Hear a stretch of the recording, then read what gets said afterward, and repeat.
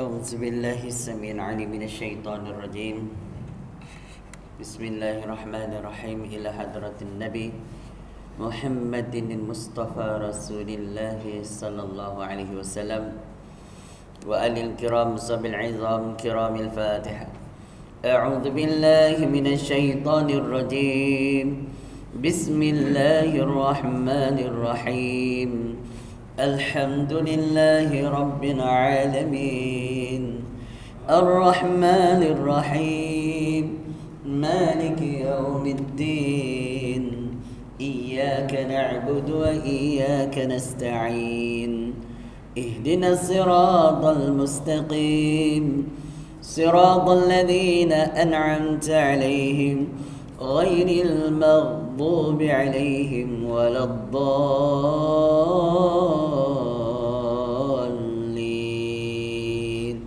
ربي اغفر لي ولوالدي. السلام عليكم ورحمة الله وبركاته. Surah 3. Qala musannif rahimahullah ta'ala wa nafa'ana bi'ulumihi wa barakatihi fid dharaini amin. Muka surat 3, Islam sesuai dengan fitrah manusia, kita baca yang telah lalu. Qala musannif, firman Allah Ta'ala, A'udzu billahi minasy syaithanir rajim. Fa idza qudiyatis salatu fantashiru fil ardi wabtaghu min fadlillahi wadhkurullaha katsiran la'allakum tuflihun. Suratul Jumu'ah. فإذا قضيت الصلاة فانتشروا في الأرض. Boleh berhenti situ. فانتشروا في الأرض وابتغوا من فضل الله واذكروا الله كثيرا لعلكم تفلحون. Suratul Jumu'ah ayat 10. Kemudian setelah selesai mengerjakan akan sembahyang, kemudian kata dia fa idza qudiyatis shalah fantashiru baik. Kemudian setelah selesai mengerjakan akan sembahyang, maka bertebarlah oleh sekalian kamu di muka bumi, yakni untuk menjalankan urusan masing-masing, dan carilah apa yang kamu hajati daripada limpah kurnia Allah, serta ingatlah akan Allah sebanyak-banyaknya, yakni dalam semua keadaan, supaya kamu berjaya, yakni di dunia dan di akhirat. Lepas kita selesai mengerjakan solat, sebab tu kalau hari Jumaat bila azan telah dilaungkan, kita haram buat jual beli dah. Kalau ada orang berniaga dekat luar, tapak-tapak dekat luar, kadang-kadang bazar ke, kedai makan ke, bila azan Jumaat telah pun dikumandangkan, maka mereka tak dibenarkan lagi untuk berjual beli. Ditegah oleh Allah dan Rasul. Selepas daripada selesai mengerjakan solat Jumaat, buka lah balik. Ni tak ada time Jumaat tu lah orang nak beli belah. Time itulah orang balik, orang yang bekerja dia akan pergi kedai makan. Orang yang jual makanan tu pun jual juga. Jadi itu satu masalah. Orang urusan dunia sampai melanggar hukum syar'i tak boleh lah.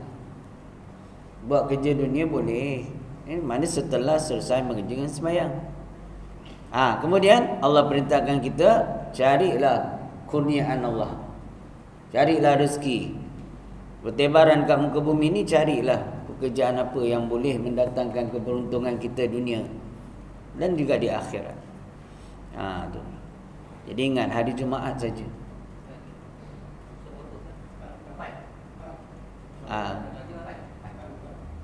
Dah. Kita ke surat berapa? 23. Masya-Allah, ni ada orang klepet tang ni, siapa suruh? Ini klepet yang lama ni. Allah, patutlah orang terpinga-pinga. 23 Okey. Betul, ni betul. Ini baru betul. Kitab ni baca 2-3 tempat, tuan-tuan. Baik, muka surat 23. Siapakah yang menjadikannya situ Begitulah halnya orang-orang yang hidup di dunia ini tanpa akidah, yakni jahil dalam akidah. Mereka tidak tahu. Situ ke?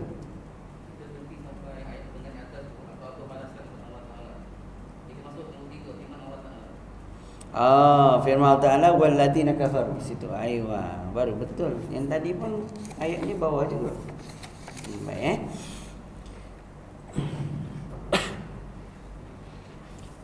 Firman Allah Ta'ala, a'udzu billahi minasyaitonir rajim. Walladzina kafaru yatamatta'una wa ya'kuluna kama ta'kulul an'am wan naru maswal lahum. Surah Muhammad ayat 12 itu. Baik, walladzina kafaru yatamatta'una wa ya'kuluna kama ta'kulul an'am. Kama ta'kulul an'am wan naru maswal lahum. Yang bermaksud orang-orang yang kafir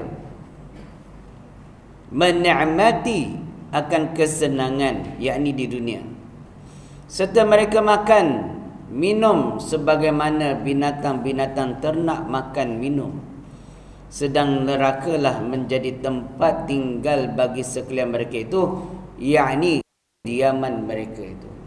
Orang kafir ni, tuan-tuan, dulu kita belajar yang telah buat amal macam mana baik pun, banyak pun, kalau dia kafir tak beriman, tiada diberi balasan nilaian di yaumil akhir. Tak ada.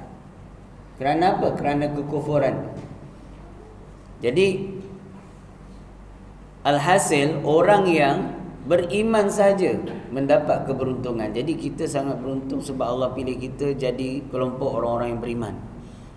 Lahir daripada rahim orang yang beriman. Kita dikurniakan iman oleh Allah Ta'ala. Itu sebesar-besar kurnia sebenarnya. Bila mana Allah sebut dekat sini, orang yang kafir, dia mendapat kesenangan dan nikmat itu hanya di atas dunia. Dan diibaratkan oleh Allah Ta'ala bagi mereka ni seperti binatang ternakan. Kerjanya hanya cari makan, tidur, makan, tidur, makan, tidur. Tidak ada simpanan untuk yaumil akhirah. Andai kata mereka simpan sekalipun oleh kerana dia tak beriman, maka tiada nilaiannya di sisi Allah. Itu dia. Walau dia wakafkan seluruh harta dia untuk kebaikan, menolong orang, tiada nilaian di sisi Allah. Kenapa? Sebab tiada iman. Sebab kafir. Nah, inilah dasarnya kita kena berkasihan belas pada orang-orang yang tak dapat, orang-orang yang tak kenal Islam. Inilah tugas kita sebagai khalifah di muka bumi Allah ni, tarik mereka lah. Kita ada kawan di kalangan orang-orang yang tak beriman, kita ada kawan. Dan biarkan dia, kadang dia baik, lebih baik lagi daripada orang-orang kita, contohnya Pangai ni. Tapi sayangnya Allah tidak akan beri dia balasan apa pun melainkan tempat kediaman dia, kata Allah Ta'ala, di dalam neraka. Wal-iyazabillah. Orang kafir. Baik. Nabi SAW bersabda, ad-dunya sijnul mu'min wa jannatul kafir, atau kama qala. Kata Nabi, bermula dunia ini, kata Nabi, adalah penjara bagi orang-orang yang beriman. Nak buat sembarangan tak boleh kita orang beriman ni. Nak main judi tak boleh, nak pergi Genting Highland, pergi bersonok-sonok macam orang kafir tak boleh. Nak simpan perempuan simpanan tak boleh. Kita nak berjual beli pun kena ada kaedah tertentu. Tak boleh main suka-suka hati beli jual beli. Nak main saham, nak main MLM, semua kena based on syar'i. Tak boleh sesuka hati. Diibaratkan seperti penjara. Nak makan balik bayar tak boleh. Orang kata balik bayar sedap, orang katalah, orang yang makan tu kata sedap. Kita dengar balik bayar kita jijik. Contohlah, nak buat sesuatu, nak minum arak, nak bersuka-suka seperti orang kafir, tak ada larangan. Langgar orang mati pun tak kena apa-apa, pasal dia mabuk. Kan? Jadi orang Islam tak boleh buat itu semua. Islam dia nak buat sesuatu, ada sekatan, ada had-had yang boleh, ada yang tak boleh. Dan syurga, kata Nabi, bagi orang-orang kafir. Maka sebab itu orang kafir, jangan kita iri hati kalau dia memiliki kekayaan. Kita boleh mencari kekayaan, tetapi kekayaan yang tak melalaikan kita daripada Allah. Kalau kita melebihi orang kafir, baik, bagus. Islam ni memang suka kita jadi umat yang kuat daripada sudut ekonominya, daripada sudut jati dirinya, sudut keimanan dia, Islam suruh. Tapi jangan kita jadi, kenapa orang kafir yang tak sembah Allah ni, maksud dia macam tu, ia ni mensyirikkan Allah tapi kaya raya. Aku yang sembah Allah Ta'ala ni, hamba bagi Allah tapi aku miskin. Jangan sampai macam tu. Kenapa? Allah bagi dia kesenangan kat dunia, tapi balasan dia yaumil akhirah sampai kesudah. Tak ada tarik tamat duduk dalam neraka tu. Kesian. Khalidina fiha abada. Mereka tu duduk dalam neraka tu selama-lamanya. Juga orang-orang yang beriman duduk dalam syurga juga selama-lamanya. Jadi tak ada tarik tamat. Kita ni disuruh supaya meyakini balasan-balasan yang Allah kurniakan pada kita, kebaikan, dan juga balasan-balasan orang-orang yang mensyirikkan dia dan kufur kepada dia. Qala musannif rahimahullah ta'ala, akidah mempunyai peranan penting juga di dalam hidup dan kehidupan seseorang. Dia kata akidah ni maknanya pegangan hati atau kepercayaan yang disimpul mati di dalam hati seseorang berkenaan dengan ketuhanan, kerasulan, hari akhirat dan sebagainya. Dia kata mempunyai peranan penting dalam hidup dan kehidupan seorang manusia untuk menanamkan semangat keimanan di dalam hati mereka. Seseorang manusia yang hidup di alam dunia ini dan tidak tertanam dalam hatinya rasa keimanan adalah mereka yang terpedaya oleh kesenangan hidup di dunia. Atau orang, maksud pengarang, ada di kalangan kita, di kalangan maksudnya di kalangan orang-orang yang mengaku beriman, tapi dia tak rasa kemanisan iman tu. Dia buat sesuatu langsung tidak ada nilaian daripada sudut iman. Dia nak buat, dia buat je. Contohnya, Dia nak bergaduh dengan orang, dia gaduh je. Dia tak, orang yang beriman, dia tak senang-senang untuk bergaduh. Kenapa? Sebab dia tahu di yaumil akhirah Allah akan adili. Dia pandang dengan pandangan mata iman dia. Ni orang yang beriman tapi tidak menitik beratkan soal keimanan, dia langgar je.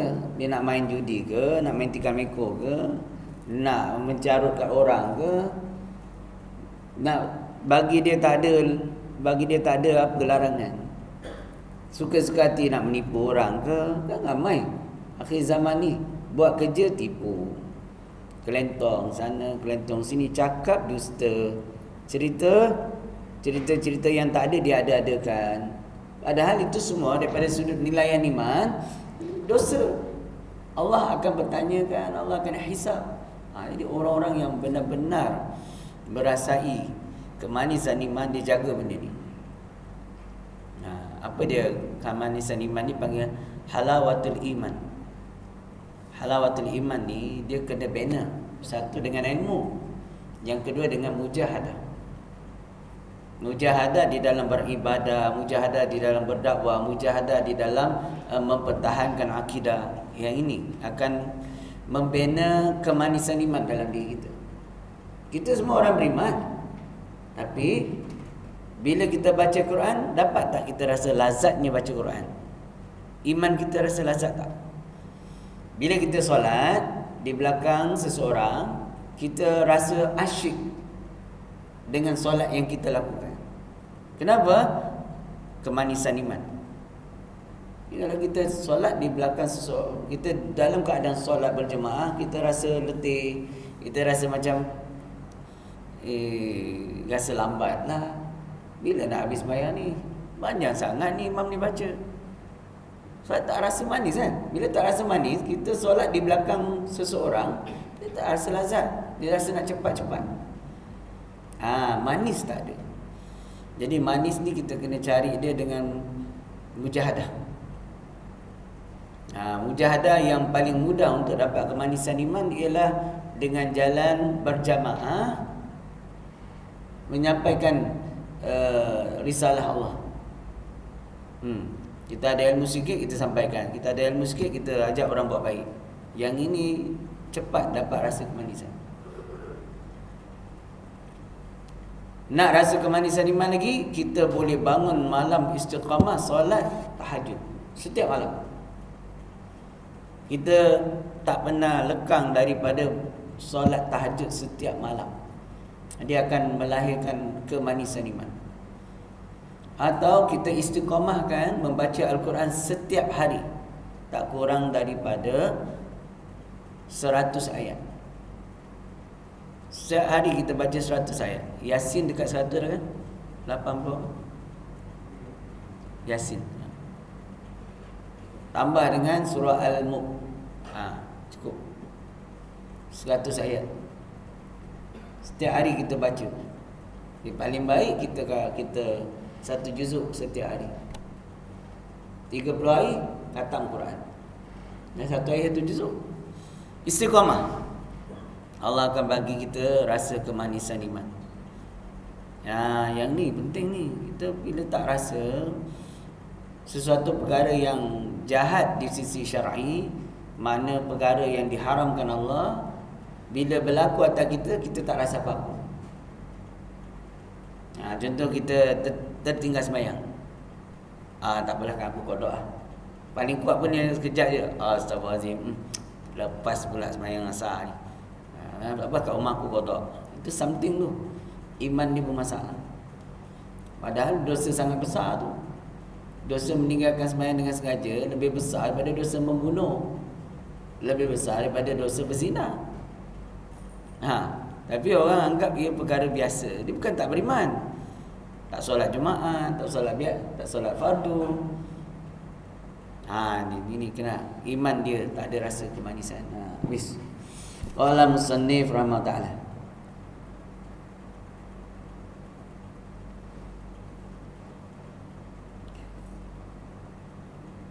Baik, oleh itu mereka yang hidup di dunia ni tanpa dipandu oleh akidah, dan tidak tertanam di dalam hatinya semangat keimanan, mereka senantiasa merasa gembira hidup di dunia dan berangan-angan hidup di dunia ini lebih lama lagi.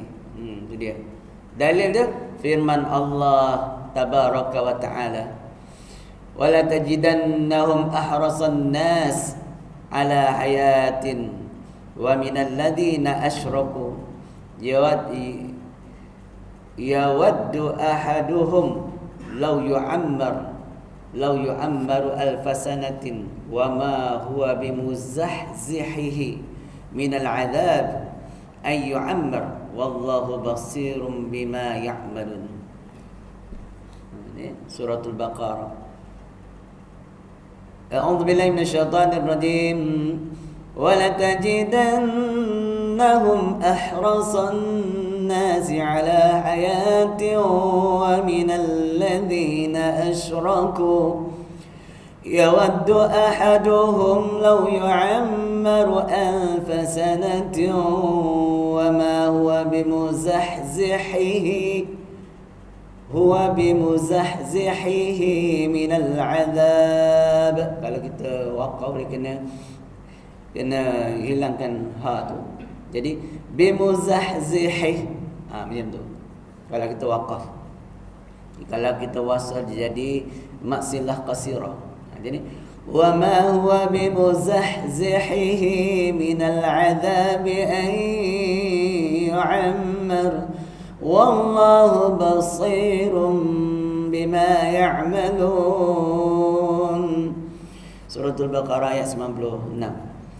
Demi sesungguhnya engkau ya Muhammad akan dapati mereka itu seloba-loba manusia. Makna tamak. Tamak manusia itu kepada kehidup lama, nak berlama-lama hidup di dunia. Dan lobanya mereka, yakni manusia itu kepada hidup itu melebihi loba orang-orang kafir musyrik. Itu dia. Melebihi tamaknya orang-orang kafir musyrik. Tiap-tiap seorang daripada mereka suka sekiranya ia boleh hidup 1000 tahun. Padahal umur panjang yang demikian tidak akan dapat melepaskannya dari azab, yakni yang disediakan oleh Allah. Dan ingatlah Allah senantiasa melihat akan apa yang mereka lakukan. Allahu Akbar. Allah sendiri menyindir kita lah. Hakikatnya Allah beritahu pada Nabi kita SAW, kebanyakan kita akan berlomba-lomba tamak dalam mencari dunia melebihi orang-orang yang musyrik.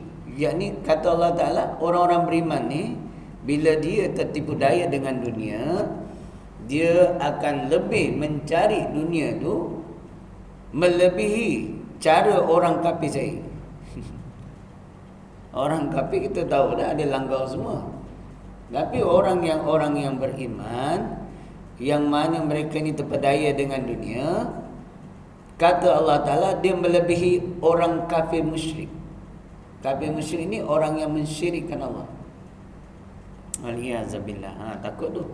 Ini jadi macam ni kenapa? Apabila mata iman dia telah tertutup ataupun nur keimanan yang ada dalam hati dia tak terasa, jadi dia akan tamak halaba. Ni kita tak bolehlah kalau kita lihat berapa ramai, contohnya Sa'labah, dia beriman kepada Allah dan Rasul. Waktu dia miskin, dia sangat hampir ke masjid, suka datang masjid, suka majlis Nabi. Tapi bila dia dah dapat kekayaan, dia lupa. Bila dia sampai dia tak ada masa untuk datang masjid, sampai dia tak nak berzakat. Itu sebab melebihi kata Allah Ta'ala akan orang yang musyrik. Dia jaga. Jadi ini daripada sudut ilmu tasawuf dipanggil istidraj. Inilah ayat dalil yang menunjukkan ada di antara nikmat-nikmat yang Allah kurnia pada kita tu boleh menjadi istidraj. Apa makna istidraj tu? Ialah Allah beri kita sesuatu, nikmat, kurnia, tetapi kurniaan dan nikmat itu tidak boleh menghampirkan diri kita kepada Allah, tapi makin bertambah jauh dan jauh dan jauh daripada Allah. Ini di dalam rezeki yang kita ada, nikmat yang kita dapat, jaga baik. Siasat dia, adakah dia ni menghampirkan diri kita kepada Allah atau sebaliknya? Kalau dia menjauhkan kita daripada majlis ilmu, menjauhkan kita daripada masjid dan surau, menjauhkan kita daripada bersedekah, buat kebaikan, tu tandanya kita mendapat nikmat tapi istidraj. Inilah ayatnya. Orang-orang yang beriman, bila dia telah tertipu daya dengan hawa nafsu dan dunia ni, dia akan melupakan Allah. Dia lebih dahsyat lagi daripada orang-orang kafir dalam urusan mencari rezeki dan urusan mencari dunia, kekayaan dunia. Mana dia heran lagi nak menipu, nak berdusta. Inilah yang berlaku. Kita boleh lihat sekeliling kita, kita boleh jadikan pengajaran, iktibar bagi kita lah. Orang sebelum dia dapat jawatan lain, bila dia dah dapat jawatan, hilang semua janji-janji dia. Itu kan banyak berlaku. Tak kira ni duit siapa, duit rakyat ke, duit orang ke, bujur lalu melintang patah. Pasal apa? Tertipu daya dengan tamak hala berdunia tadi. Padahal dia orang beriman, dia orang Islam. Nampak dahsyat. Kita lihat orang kafir pula, wah dia bantu pula kaum-kaum dia, bantu pula orang yang seagama dengan dia. Yang tak seagama pun dia bantu juga. Kan? Melebihi jahatnya perbuatan orang yang mengaku beriman tu, Islam tu, daripada orang kafir tadi. Sampai ada istilah lah orang kata, orang kafir ni lebih baik daripada orang Melayu yang macam ni. Ada kan? Sebenarnya istilah tak betul. Sebab tak ada orang kafir yang baik. Daripada sisi Allah tak ada yang baik. Kerana tidak ada iman tu. Tapi sikap dia baik, kita tahu. Sikap dia, perangai dia baik, orangnya gitu. Tu cuma dia tak ada iman. Bila tak ada iman, dia tak boleh dibandingkan dengan orang Islam yang ada iman. Walaupun orang Islam itu sejahat-jahat perangai. Kenapa? Sebab iman dia tu tadi menyebabkan dia lebih mulia daripada orang kafir tu. Itu daripada sudut Islam. Jahat kau ni perangai teruk, lebih jahat pada orang kafir lagi.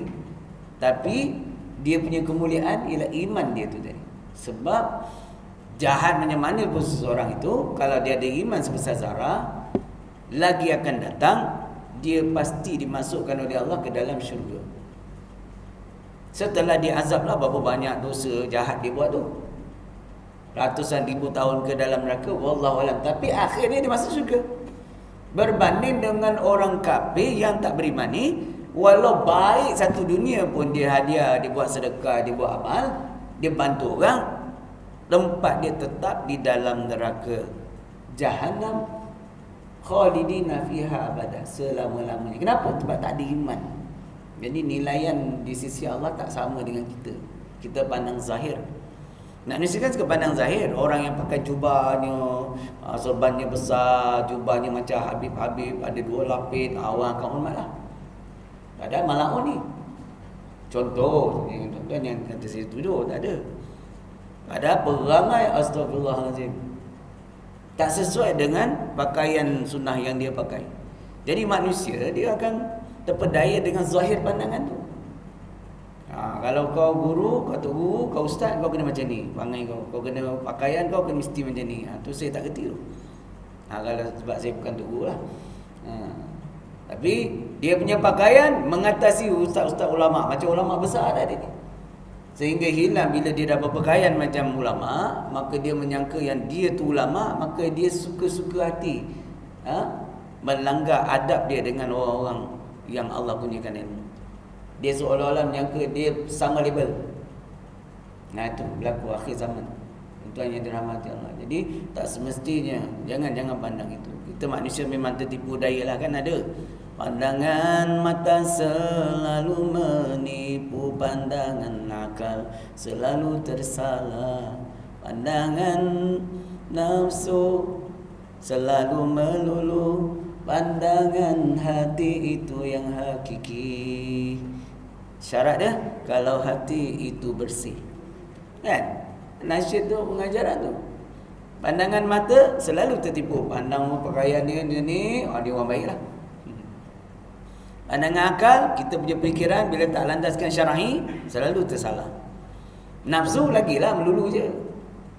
Bujur lalu melintang patah tu nafsu. Pandangan hati itu yang sebenar syarat dia hati itu bersih. Hati yang ada iman, yang Allah kurniakan iman, kemanisan iman. Dia mata pandangan dia tu dia tak daripada sudut keimanan. Tu dia. Jadi dia tak mudah nak labelkan orang, dia tak mudah nak maknanya terpedaya dengan luaran seseorang. Lebih lagi hati tu bersih, dimaksudkan di sini ialah pandangan mata basirahnya tu terbuka. Jadi Allah bukakan, singkapkan hijab, dia panggil mukasyafah. Jadi dia pandang seorang tu dia kenal. Yang ni. Ya. Allahu Akbar.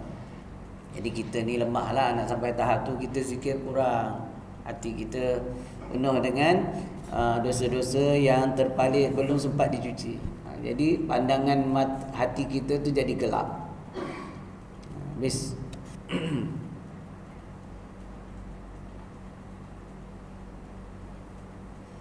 Kadang bila dia seseorang tu dah bermulazamah dengan ulama, dengan orang-orang soleh, dengan habib-habib, dia rasa diri dia dah macam habib dah. Bila dia rasa diri dia macam habib, dia hilang hormat kepada orang-orang soleh ni. Dia jaga sikit tuan-tuan yang dirahmati Allah. Habib-habib ni dia keturunan Nabi. Darah daging dia tu ada mengandungi DNA dan jalur darah Nabi. Nabi pernah bersabda, orang yang darah Nabi mengalir dalam tubuh dia takkan dibakar api neraka. Tu. Tu pernah sabdaan Nabi. Jadi kita jaga bila kita dah rapat dengan habaib, dengan orang soleh, kita jangan rasa diri kita mulia. Kita kena rasa sentiasa kita rasa kita ni orang yang di hadapan Allah kita ni tak ada apa-apa. Macam tu. Jadi kita tak mudah nak maknanya suka-suka hati nak langgar adab, tak boleh. Dia perhati tu, itu ujian juga tu. Siang kadang-kadang ulama dia buat macam budak-budak kan, tak boleh. Ulama-ulama, ustaz-ustaz ni dia ada ilmu. Dia ada ilmu, kita kena berhadapan dengan dia tu ada adab dia. Ada adab dia, tak boleh. Sebab satu ilmu yang kita belajar dengan dia ada nilaian di sisi Allah.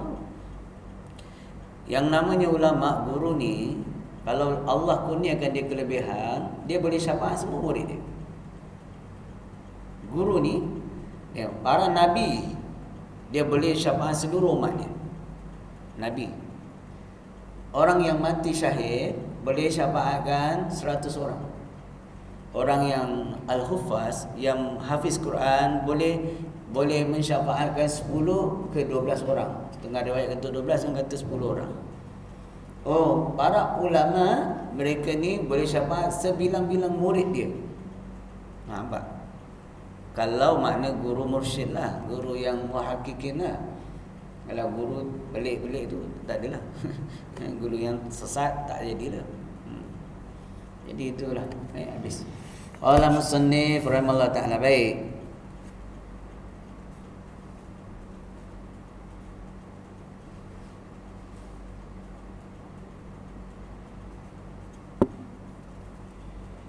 Oleh yang demikian, berakidah dan bertauhid di dalam Islam. Berakidah dan bertauhid. Akidah maknanya i'tiqad, pegangan hati. Tauhid ialah makna engkau mengesakan Allah. Sebenarnya makna yang sama ni. Dia sebut berakidah, bertauhid, dia panggil tahqiq. Dia nak kuatkan perkataan tu. Dia nak kuatkan kalam dia. Jadi oleh yang demikian, berakidah dan bertauhid di dalam Islam dan hidup di dunia adalah suatu perkara yang penting untuk memperolehi kebaikan di dunia dan di akhirat. Yalah, memang sangat pentinglah akidah. Tak ada akidah, tak ada maknalah dunia akhirat. Seseorang yang telah nyata kejahilannya di dalam ilmu akidah, Apa ilmu akidah? Ilmu aqaidul iman. Ilmu tauhid lah maksud dia. Atau ilmu tauhid. Dia pun dah keluar sini. Atau ilmu tauhid nama dia. Maka binasalah akidah dan amal-amalan mereka. Orang yang tidak ada dalam, orang yang jahil tentang akidah, jahil tentang usuluddin, jahil tentang ilmu tauhid, kata pengarang, binasalah akidah dan amalan-amalan mereka. Amal-amal yang dia buat ni jadi lara. Itu masuk binasa. Dan banyaklah maksiat dan dosa yang akan berlaku. Dan timbul berbagai-bagai kerosakan dan balak bencana. Orang yang tidak mengetahui ilmu akidah, jadi orang yang tak belajar usuluddin, mereka ini kata pengarang akan banyak melakukan maksiat dan dosa. Sebab dia tak kenal Allah. Ilmu akidah, ilmu tauhid, usuluddin ni ilmu mengenal Allah. Syarat nak diterima semua amal ialah kenal Allah. Kita sembahyang, kita puasa, kita zakat, kita sedekah, itu syarat pertama mesti berakidah mengenal Allah. Kalau dia tak kenal Allah, dia buat amal ibadat jadi lara. Itu maksud dia pengarang. Jadi pokok pangkalnya hidup dekat dunia ni mesti berakidah, mesti mengetahui usuluddin.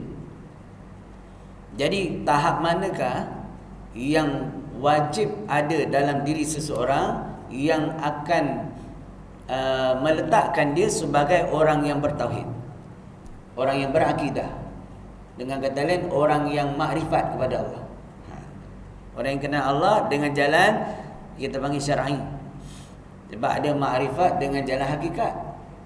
Kita nak sini dengan jalan sekurang-kurang makrifat. Iaitu apa? Sekurang-kurang makrifat tu mengenal Allah dengan jalan ilmu tauhid. Jadi mana tahap dia?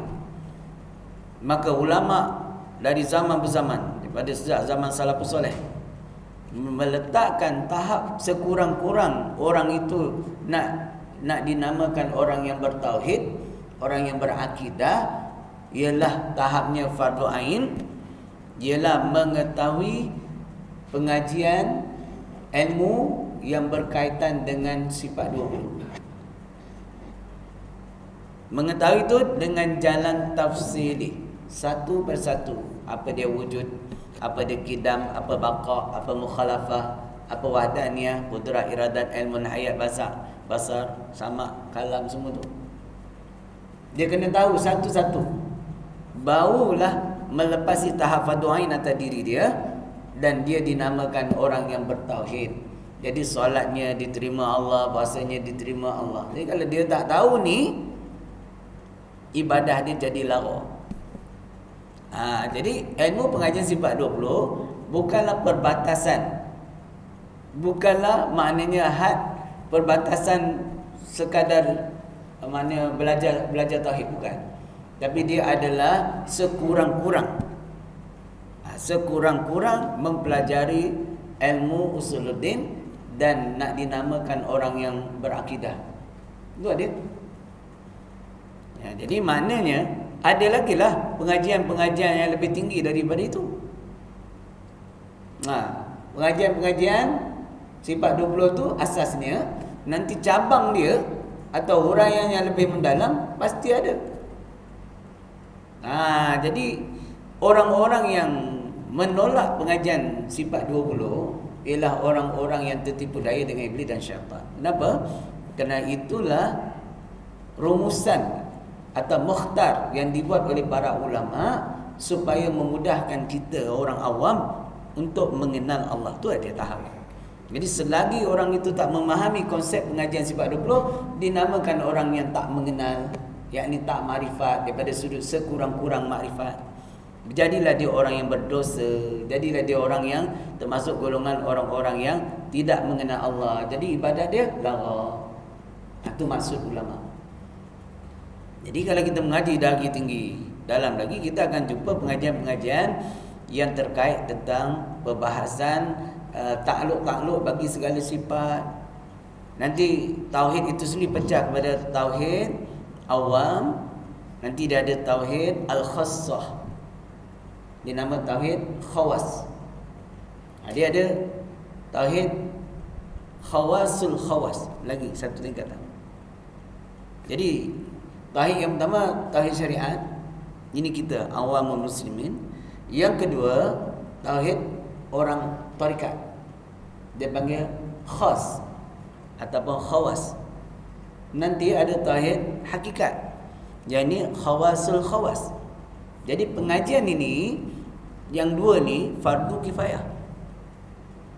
Yang fardu ain yang sifat 20 ni.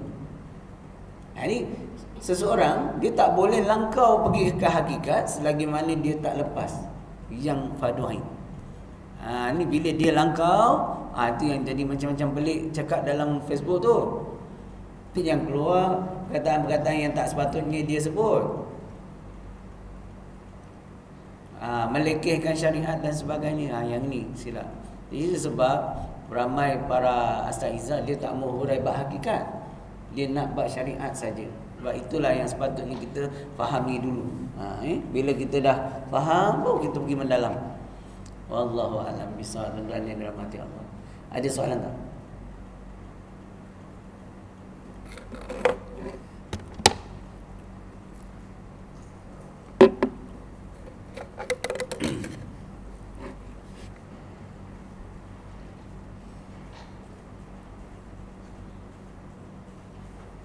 Ada soalan.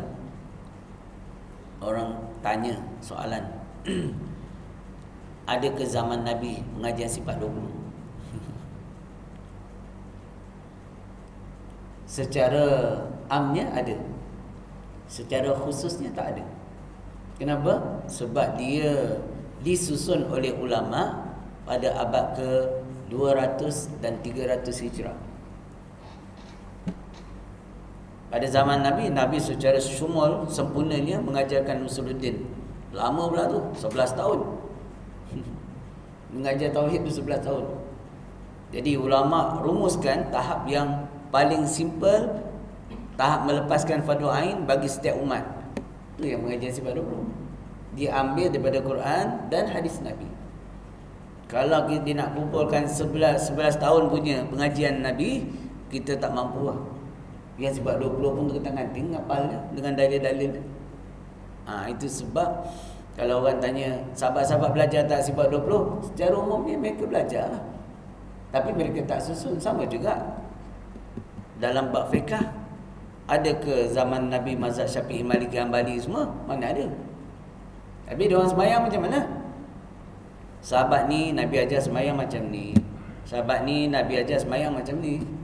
Semuanya datang warid daripada Nabi. Sama dengan ilmu Quran. Kenapa nak kena ada 7 qiraah? Quran yang satu tapi sampai cara baca 7 qiraah sab'ah. Bahkan ada banyak qiraah lain lagi tu pecahan dia. Tapi yang 7 ni kita panggil, kenapa nak jadi 7? Kerana Jibril ajar satu ayat tu, cara baca dia 7 macam. Maka sahabat ini Nabi ajar baca macam ni, sahabat ini Nabi ajar baca macam ni. Ayat yang sama, surah yang sama. Akhirnya terpecah. Itu jadi qiraah Warash, Qaulun, Imalah, ada ini Tariq Syatibi, ada Jazari. Pecah-pecah. Ini Islam macam tu. Jadi kenapa ada mazhab Syafi'i, Maliki, Hanbali dan Hanafi sedangkan zaman Nabi tak ada? Sebab sahabat-sahabat yang mereka ajar murid-murid daripada tabi'in, pada zaman tabi'in itulah disusun, ulama susun supaya kita betul ibadat menurut kaedah. Tak boleh campur, tak boleh. Campur, dia jadi lain. Maka kita lihat mazhab Syafi'i macam ni, dia susun, dia sentuh isteri batal lah sembahyang. Mazhab Hanafi tak batal lah sembahyang. Sendawa batal pula. Mazhab Syafi'i kentut batal, sendawa tak batal. Jadi kalau campur aduk nak ambil yang senang tak boleh. Tak sah ibadat tu sebab jalan dia tak betul. Semua daripada Nabi. Yang Syafi'i pun daripada Nabi, dari Quran, dari hadisnya. Hanafi pun begitu, Hanbali pun macam tu, Maliki pun macam tu. Bahkan mereka ni ada sanad masing-masing. Kan? Hanbali murid pada Imam Syafi'i. Tapi kenapa dia beza dengan guru dia? Masing-masing. Itu sebab tak boleh kita kata jangan ikut mazhab, kita ikut Nabi teruslah. Tak boleh. Sebab kita tak tahu maksud hadis Nabi, tak tahu istinbat hukum ayat Quran. Yang tahu ulama. Dalil dia fas'alu ahli dzikr in kuntum la ta'lamun. Hendaklah kamu bertanya kepada ulama jika sekiranya kamu tidak mengetahui. Tanya, Allah suruh tanya tu ayat Quran. Makna mengikut ulama tu. Jadi kita ikut ulama mana? Solat Syafi'i, sah sembahyang kita. Ikut mana? Aku ikut Nabi terus, tak sah sembahyang kau. Kenapa? Sebab kita tak memahami hadis yang Nabi sebutkan dan Quran yang Nabi bawa, melainkan dengan belajar. So kita belajar tak kat mana? Belajar baru 3-4 tahun pencen baru belajar. Nak mengatasi ulama yang ngaji 30 tahun mana boleh. Dia orang hafal hadis 100,000 hadis dalam kepala, kita hadis baru 10, 20, 100 pun tak ada. Mana kita boleh nak buat ijtihad sendiri? Itu sebab kita follow dia orang. Kenapa doktor-doktor ni kalau nak buat operation dia kena ikut orang atas? Sebab orang atas tu lebih asas dia. Jadi jalan cerita dia, kalau nak bedah kau kena ada ni kedah ni. Kita belajar, dia tinggal belajar je orang ni. Dia ngikut yang orang dulu lah. Mana kita cipta baru kan? Ya, kita akan ikut orang asal, orang yang atas. Itulah kaedah dia. Wallahu a'lam. Ada soalan tak?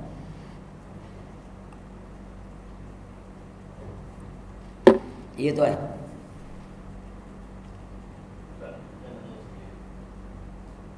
Kalau sudah bagi penerangan pasal sifat 20 ni dalam satu kelas satu masa itu boleh tahu untuk habiskan dia? Boleh. Saya boleh terang sekarang dalam masa beberapa minit saja tuan dah faham. Ada satu orang tu dia pakai batang pancis je. Ni wujud, ni kidam, ni bakar. Kalau kita nak urai begitu saja mudah.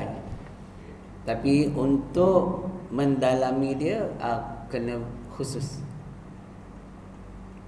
Kitabnya nipis. Saya bukan maksud untuk mendalami. Sebab mendidik saya lah. Last kali saya belajar masa saya sekolah.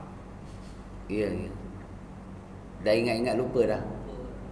Ya betul. Baik. Yang penting pengajian sifat 20 itu dinamakan dia pengajian sifat 20 sebab membahaskan 20 sifat yang wajib kita ketahui, yang mana ianya ada pada zat Allah Ta'ala. Itu je. Dan memahami lawan bagi sifat 20 tu, dan satu sifat yang harus serta lawan dia. Itu je. Jadi sebenarnya mudah sifat 20 tu. Pengajian akidah ni kita akan jumpa juga pengajian sifat 20, tapi dia telah panjangkan perbahasan. Ini sebab tu jadi tebal. Sebenarnya pengajian dia tak susah. Sifat 20 secara umum tuan-tuan boleh buat gambar aja. Sifat 20 berasal daripada kalimah la ilaha illallah. Dari kalimah la ilaha illallah tu dia pecah 4 bahagian. Dari kalimah la ilaha illallah tu pecah 4 bahagian. Yang pertama dia panggil sifat nafsiyah, sifat nafsi. Yang kedua dia panggil sifat salbiyah. Yang pertama nafsiyah, yang kedua salbiyah, yang ketiga ma'ani, yang keempat ma'nawiyah. 4 bahagian. Jadi sifat 20 dia ambil daripada kalimah la ilaha illallah, pada lafaz Allah tu turun jadi 20 sifat yang wajib kita tahu. Daripada 20 sifat tu dia pecah 4 bahagian. Bahagian yang pertama ada satu sifat je, iaitu wujud. Sifat bahagian yang kedua dia ada 5 sifat.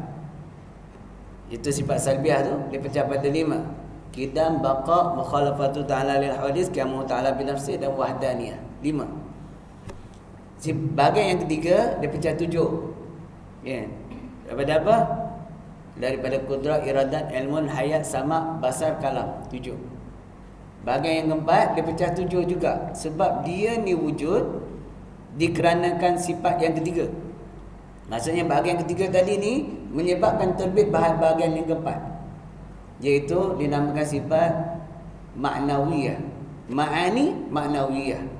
Kerana sebab ada ma'ani, adalah ma'nawiyah. Jadi 7 juga. Sebab dia gambaran daripada dia adalah sifat yang terbit berasal daripada 7 sifat yang ada pada bahagian ketiga. Jadi ada 7 juga. Yang mana qadiran, muridan, aliman, hayyan, sami'an, basiran, mutakalliman. Daripada kudrat jadi qadiran. Iradat jadi muridan. Ilmun jadi aliman. Hayyun jadi hayatan. Kemudian sama' jadi sami'an. Basar jadi basiran. Kalam jadi mutakalliman. Kenapa sifat ni dinamakan sifat yang terbit? Kerana sifat yang tadi, bahagian ketiga, sebab dia saling berlazim-laziman.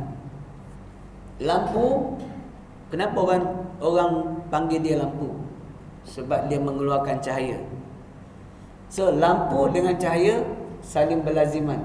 Orang takkan panggil dia lampu kalau dia tak boleh mengeluarkan cahaya. Kan? Jadi cahaya itu keluar sebab lampu. Itulah ibarat, tuan. Itu yang jadi orang jadi banyak sangat ibarat itu. Itu je. Itulah sifat tadi tu. Bila dah tahu ni sifat-sifat ni, dia kenalah terjemah dalam bahasa Melayu baru kita faham kan. Apa makna wujud, artinya ada kan. Itu je. Kemudian kidam sedia, kena tahu makna sedia lah.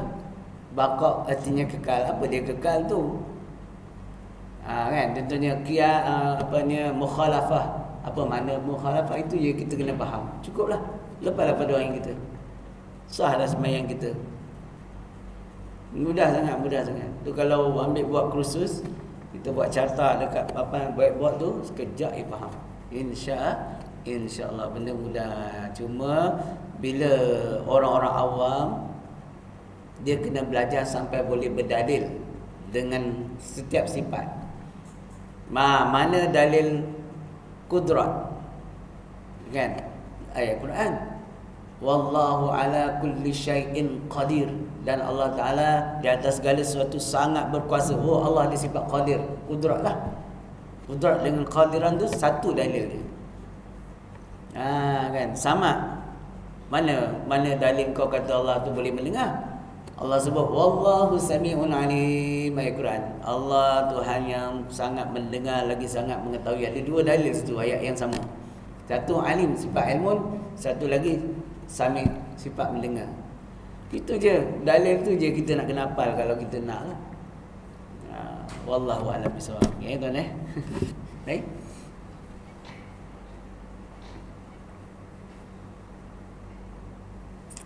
Cik Lan ada. Wallahu a'lam bishawab. Jadi alhamdulillah kita dapat mendengar sedikit demi sedikit. Sebab tu orang nak mengaji dan mengaji. Hari ni dapat sikit, besok dapat sikit, lama terlepaslah tahap doain kita. Nah. Alhamdulillah Allah menawi qulubana min hidayah kama nawa ta'ala syamsuka abadan abadan bi rahmatika ya arhamar rahimin. Walhamdulillahirabbil alamin. Taqabbalallahu minkum.